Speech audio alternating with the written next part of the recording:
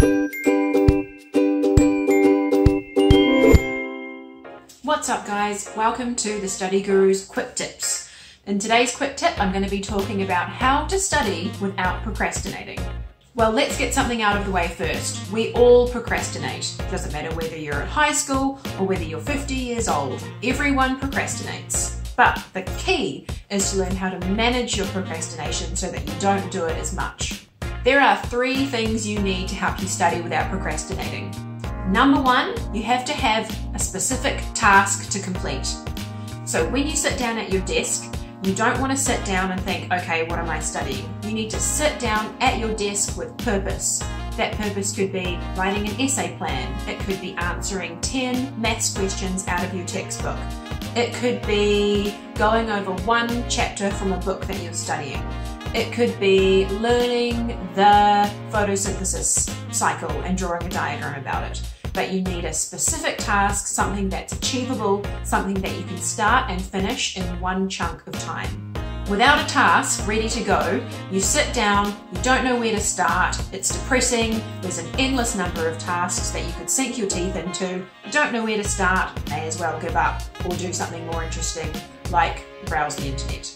The second thing that you need is an end point. When we were studying, we would sit down for a specific period of time. We would sit down knowing we were going to smash out half an hour of study or 1 hour of study without stopping and without procrastinating and without fluffing around, because that's an achievable period of time to focus.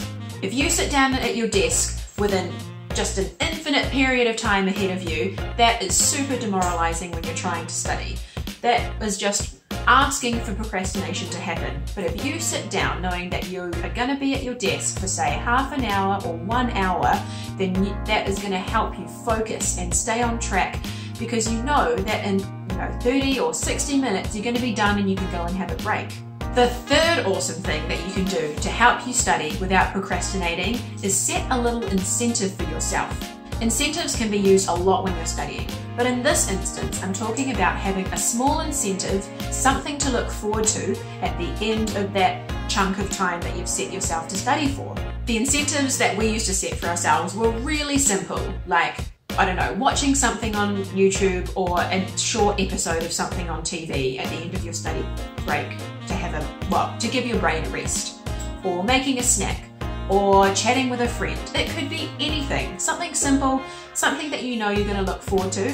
And again, this is going to help you focus for that chunk of time that you've set aside to study and focus. So that's 3 really simple things: having a task, having an endpoint, so a specific period of time that you're going to study for, and an incentive to look forward to at the end of that study time. These 3 really simple things can change the prospect of studying from this never-ending, don't know where to start, daunting task to okay, cool, I've got 1 clear task, I've got an hour to finish it, and then at the end of it I can have a break and treat myself. You can use this method to help you procrastinate less, whether it's just doing homework or during semester or the term, and during more intensive exam study. So remember, the goal isn't to eliminate procrastination forever, because we're all human and we all do it. The goal is to do it less and focus better so that you study more efficiently for shorter periods of time. Alright, that is quick tip 1 over and out. I look forward to seeing you in the next one.